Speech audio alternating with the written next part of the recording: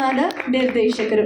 ಹಾಗೆಯೇ ಆ ನಿರ್ದೇಶಕರ ಜೊತೆ ಆ ನಿರ್ದೇಶಕರ ತಂಡದಲ್ಲಿ ಕೆಲಸ ಮಾಡಿರ್ತಕ್ಕಂಥ ಸಿದ್ಧಾರ್ಥ ಕರತಗಿರಿ ಅವರು ಕೂಡ ವೇದಿಕೆ ಮೇಲೆ ಬರಬೇಕು.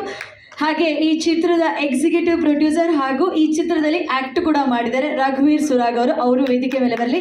ಹಾಗೆ ಈ ಚಿತ್ರದಲ್ಲಿ ಬೇಬಿ ಆಯುಷ್ಕಾ ಶೆಟ್ಟಿ ಅವರು ಕೂಡ ಆ್ಯಕ್ಟ್ ಮಾಡಿದ್ದಾರೆ. ದಯವಿಟ್ಟು ಅವರು ಕೂಡ ವೇದಿಕೆ ಮೇಲೆ ಬರಬೇಕು ಅಂತ ಕೇಳ್ಕೊತಾ ಇದ್ದೀನಿ. ಯಕ್ಷಗಾನ ಕಲಾವಿದೆ. ಹಾಗೆ ಈ ಚಿತ್ರದಲ್ಲಿ ಒಂದು ಚಿಕ್ಕ ಮಗುವಿನ ಪಾತ್ರ ಕೂಡ ಅಂದರೆ ಬೇಬಿ ಅನುಷ್ಕಾ ಶೆಟ್ಟಿ ಅವರು ಆ್ಯಕ್ಟ್ ಮಾಡಿದ್ದಾರೆ. ಸೊ ದಯವಿಟ್ಟು ವೇದಿಕೆ ಮೇಲೆ ಬರಬೇಕು ಅಂತ ಕೇಳ್ಕೊತಾ ಇದ್ದೀನಿ. ಸೊ ಇದು ನಮ್ಮ ನಿರ್ದೇಶಕರು ರಾಜಾ ರವಿಕುಮಾರ್ ಅವರು ಮಾತಾಡಬೇಕು ಅಂತ ಕೇಳ್ಕೊತಾರೆ. ಮೊದಲನೇದಾಗಿ ಎಲ್ಲರಿಗೂ ನಮಸ್ಕಾರ.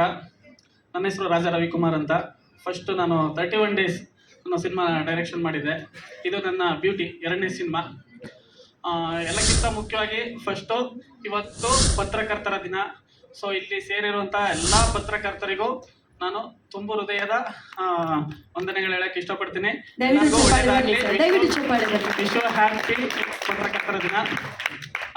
ಅದೇ ಉದ್ದೇಶದಿಂದ ನಮ್ಮ ಬಾಸ ಸಾರ್ನ ಕರೆದು ಪತ್ರಕರ್ತರ ಪರವಾಗಿ ನಾನು ಒಂದು ಇವತ್ತು ಇದು ಮಾಡಿಕೊಡಿ ಸರ್, ನಮ್ಮ ಟ್ರೈಲರ್ ಲಾಂಚ್ ಮಾಡಿಕೊಡಿ. ಯಾಕೆಂದರೆ ಹೇಳಬೇಕು ಅಂದರೆ ಪತ್ರಕರ್ತರೇ ನಮಗೆ ಮೇಯ್ನು. ಇದು ನಮ್ಮ ಸಿನಿಮಾನ ಜನಕ್ಕೆ ತಲುಪಿಸೋಕ್ಕೆ ಮೊದಲನೇ ನಮ್ಮ ಒಂದು ಪಿಲ್ಲರ್ ಅಂದರೆ ಅವ್ರನ್ನೇ ಅಂತ ಹೇಳ್ಬೋದು. ನಾನು ಫಸ್ಟ್ 31 ಡೇಸ್ ಮಾಡಬೇಕಾದ್ರೆ ಫಸ್ಟ್ ಪ್ರೆಸ್ ಮೀಟು. ಆ ಪ್ರೆಸ್ ಮೀಟಲ್ಲೂ ಒಂದು ಹೇಳಿದೆ, ನನಗೆ ಪತ್ರಕರ್ತರು ಪ್ರೆಸ್ ಮೀಟ್ ಅನ್ನೋದು ನನಗೆ ಒಂದು ತಿರುಪತಿ ದರ್ಶನ ಅಂತ. ಆ ಟೈಮಲ್ಲಿ ಹೇಳಿದಾಗ ನಿಮ್ಮಲ್ಲಿ ಒಬ್ಬರು ಹೇಳಿದರು ತಿರುಪತಿ ಲಡ್ಡು ಬೇಗ ಸಿಗಲಿ ಅಂತ. ನೋಡಿ, ಆ ತಿರುಪತಿ ಲಡ್ಡು ಇವಾಗ ಬೇಗ ಸಿಕ್ಕಿದೆ. ನಾನು 2ನೇ ಸಿನಿಮಾ ಡೈರೆಕ್ಷನ್ ಮಾಡಿದ್ದೀನಿ. ಅದಕ್ಕೆ ಹೇಳೋದು, ಎಲ್ಲರೂ ಒಳ್ಳೆ ಮನಸ್ಸಿಂದ ಆಶೀರ್ವಾದ ಮಾಡಿದಾಗ ಅದಕ್ಕೆ ಬೇಗ ಈಡೇರುತ್ತೆ ಅಂತ. ಸೊ ನಿಮ್ಮೆಲ್ಲರಿಗೂ ನಾನು ಮೊದಲನೇದಾಗಿ ತುಂಬ ಹೃದಯದ ಧನ್ಯವಾದಗಳು ಹೇಳೋಕ್ಕೆ ಇಷ್ಟಪಡ್ತೀನಿ. ಈಗ ಸರ್ ನಮ್ಮದು ಹೇಳ್ಬೇಕು ಅಂದರೆ ಬ್ಯೂಟಿ. ಈ ಬ್ಯೂಟಿ ಅನ್ನೋ ಸಿನಿಮಾ ಫಸ್ಟು ನಾನು 31 ಡೇಸ್ ಮುಗಿದ ತಕ್ಷಣ ಮುರಳಿ ಸರ್ನ ಕಾಂಟ್ಯಾಕ್ಟ್ ಮಾಡಿದೆ. ಬ್ಯೂಟಿ ಅಂತ ಸ್ಟಾರ್ಟ್ ಒಂದು ಕಾನ್ಸೆಪ್ಟ್ ಇಟ್ಕೊಂಡಿದ್ದೀನಿ ಸರ್, ಮಾಡೋಣ ಅಂತ ಹೇಳಿದಾಗ ಸರಿ ಆಯಿತು, ಒಂದ್ಸಲ ಬನ್ನಿ ಮನೆಗೆ ಮಾತಾಡೋಣ ಅಂತ ಹೇಳಿದ್ರು.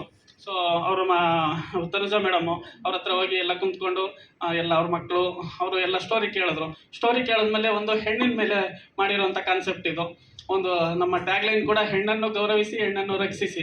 ಸೊ ಇದು ತುಂಬ ಮನಸ್ಸಿಗೆ ಟಚ್ ಮಾಡೋವಂಥ ಸಬ್ಜೆಕ್ಟು. ಸೊ ಮಾಡೋಣ ಆಯಿತು, ಎಷ್ಟು ಬಂಡವಾಳ ಎಲ್ಲ ಕೇಳಿದ್ರು. ನಾನು ಅದು ತಕ್ಕಂತೆ ಒಂದು ಬಜೆಟ್ ಹಾಕೊಟ್ಟೆ.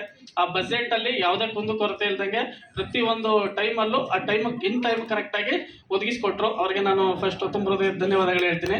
ನೆಕ್ಸ್ಟು ಈಗ ಇದಕ್ಕೆ ಮ್ಯೂಸಿಕ್ ಬೇಕು ಅಂತ ಹೋದಾಗ ನಾನು ಯಾರು ಕೊಡೋಣ ಅಂದ್ಕೊಂಡಿದ್ದೆ. ನಾನು ಲಾಸ್ಟ್ 31 ಡೇಸು ವಿಮನೋರ್ ಸರು ಒಳ್ಳೆ ಸಂಗೀತ ಮಾಡಿಕೊಟ್ಟಿದ್ರು.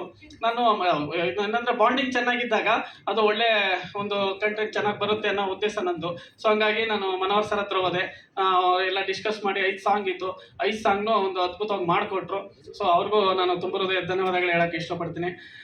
ಇದು ಆದಮೇಲೆ ಲೊಕೇಶನ್ಸು ಇದೆಲ್ಲ ನಾನು ಎಲ್ಲಿ ಮಾಡೋಣ ಅಂತ ನಾನು ಒಂದು ಇನ್ಸ್ಟಾಗ್ರಾಮಲ್ಲಿ ಸರ್ಚ್ ಮಾಡಿದಾಗ ನನಗೆ ಅದು ಒಂದು ಫಾಲ್ಸ್ ಬ್ಯಾಕ್ ಟ್ರಪ್ಪಲ್ಲಿರೋಂಥ ಒಂದು ಹಳ್ಳಿ, ಅಲ್ಲಿ ಒಂದು ಲೊಕೇಶನ್ ನೋಡಿದೆ. ತುಂಬ ಚೆನ್ನಾಗಿದೆ. ನಾನೇನಂದು ಒಂದು ಸಿನಿಮಾ ಅನ್ನೋದು ಒಂದು ಕಲೆ, ಅದನ್ನು ಅದ್ಭುತವಾಗಿ ಮೂಡಿಸ್ಬೇಕು ತೆರೆ ಮೇಲೆ, ಅವಾಗ ಮಾತ್ರ ಪ್ರೇಕ್ಷಕರಿಗೆ ಇಷ್ಟ ಆಗುತ್ತೆ.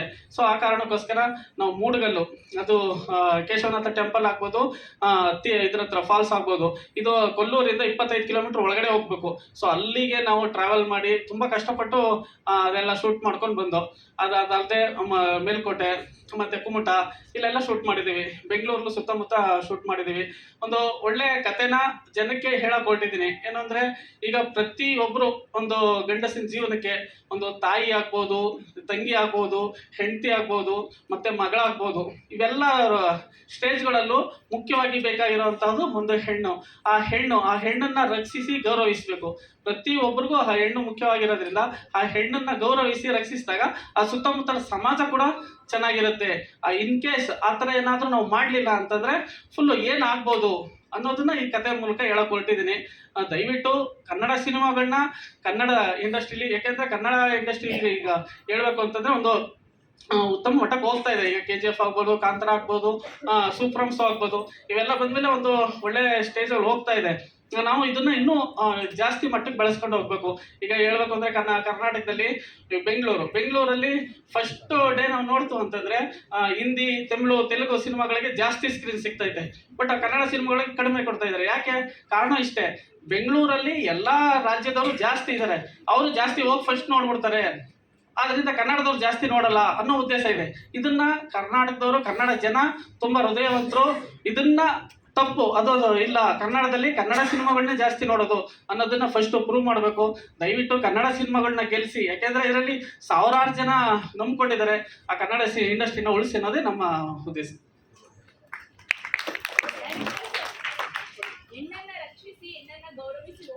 Okay madam.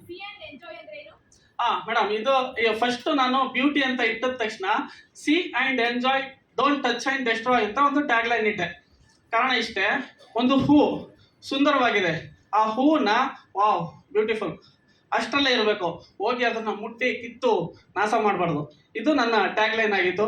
ಯಾವುದೇ ಒಂದು ಹುಡುಗಿ ಆದರೂ ಅಷ್ಟೇ, ಒಂದು ಪ್ರಕೃತಿನ, ಈಗ ಪ್ರಕೃತಿ ಒಂದು ನದಿ ಸುಂದರವಾಗಿದೆ, ಆ ನದಿ ಹತ್ರ ಹೋಗ್ಬಿಟ್ಟು ನಾವು ಏನೋ ಮಾಡಿ ಗಲೀಜ್ನೆಲ್ಲ ನೀರ್ನೆಲ್ಲ ಬಿಟ್ಟು ಹಾಳು ಮಾಡೋದಲ್ಲ. ಅಲ್ಲಿ ಬ್ಯೂಟಿ ಅನ್ನೋದು ಹೂ ಅಲ್ಲ ಸರ್, ನೀವು ತೋರಿಸ್ತಾ ಇರೋದು ಕೆಳಗಡೆ ಟ್ಯಾಗ್ ಲೈನ್ ಹೆಣ್ಣು, ಅಲ್ಲಿ ತೋರಿಸ್ತಾ ಇರೋದು ಹೆಣ್ಣು, ಅಲ್ಲಿ ಇಟ್ಟಿರೋ ಹೆಸರು ಬ್ಯೂಟಿ. ಸಿ ಅಂಡ್ ಎಂಜಾಯ್ ಅಂದ ತಕ್ಷಣ ಹೆಂಗ್ ಬರುತ್ತೆ ಅಂತ. C and enjoy, don't touch and destroy full ಇದೆ ಮೇಡಮ್. ಅಲ್ಲಿ ಎಕ್ಸಾಂಪಲ್ ಅದು ಈಗ ಎಂಜಾಯ್ ಅನ್ನೋ ಪದ ಸಡನ್ ಆಗಿ ನಿಮ್ಗೆ ರಾಂಗ್ ಆಗಿ ಅನ್ಸಲ್ವಾ ಅಂತ ಕೇಳ್ತೀನಿ. ಇಲ್ಲ ಅದು ಅದಕ್ಕೆ ನಾನು ಫುಲ್ ಲೈನ್ ಕೊಟ್ಟಿದ್ದೀನಿ ಮೇಡಮ್. ಅದು ನನ್ಗೇನೋ ರಾಂಗ್ ಅನಿಸ್ಲಿಲ್ಲ. ಯಾಕಂದ್ರೆ beauty, C and enjoy, don't touch and destroy full line ಬಂದಾಗ ಅದು ಖಂಡಿತ ರಾಂಗ್ ಆಗಲ್ಲ ಅಂತ ನಾನು ಅನ್ಸ್ಕೊತೀನಿ. ಎಲ್ಲರಿಗೂ ಈಗ ಬಂದು ಆಶೀರ್ವಾದ ಮಾಡಿದ ಪ್ರತಿಯೊಬ್ಬರಿಗೂ ಧನ್ಯವಾದಗಳು ಸರ್. ಹೇಳಿ ಸರ್, ಕೇಳಿ ಸರ್. ಸರ್, ಈಗ ಕನ್ನಡ ಈಗ ಇತ್ತೀಚೆಗೆ ಪರಭಾಷೆ ಚಿತ್ರವನ್ನು ಬಂದಿದೆ, ಲೇಡಿ ಓರಿಯೆಂಟೆಡ್ ಮೂವಿ.